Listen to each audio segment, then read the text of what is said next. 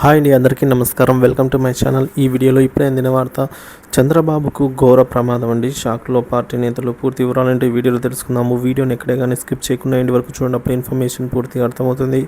ఇక ఆలస్యం చేయకుండా వీడియోలోకి అయితే వెళ్ళిపోదాము. గత వారం రోజుల నుంచి ఏపీలో కురుస్తున్నటువంటి భారీ వర్షాల కారణంగా లోతట్టు ప్రాంతాలు జలమయమయ్యాయి. వాగులు వంకలు పొంగి పొర్లుతూ ఉన్నాయి. రహదారులు, పంట పొలాలు, చెరువులను తలపిస్తున్నాయి. ఇక విజయవాడ జిల్లాలో అయితే వరదల బీభత్సం సృష్టించాయి. ఇళ్లలోకి వరద నీరు చేరటం వల్ల ప్రజలు తీవ్ర ఇబ్బందులు ఎదుర్కొంటున్నారు. ఈ క్రమంలో సీఎం చంద్రబాబు వరద బాధితులను ఆదుకోవాలని అధికారులకు ఆదేశాలు ఇచ్చిన సంగతి తెలిసిందే. ఈ నేపథ్యంలో సహాయక చర్యలు పరిశీలిస్తున్న సీఎం చంద్రబాబుకు పెను ప్రమాదం అయితే తప్పింది. వివరాల్లోకి వెళ్తే, భారీ వర్షాల కారణంగా పొంగిన వరదలు ఇంకా విజయవాడను వదలడం లేదు.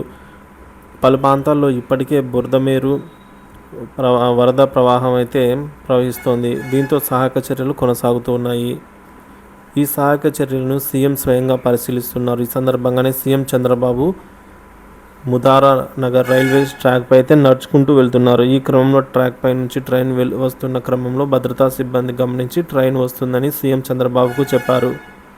ఈ విషయాన్ని గమనించిన కార్యకర్తలు వెంటనే లైన్ మ్యాన్ను అలర్ట్ చేశారు. అతను ట్రైన్కు ఎర్రజెండా ఊపడంతో ట్రైన్ నెమ్మదిగా అయ్యింది.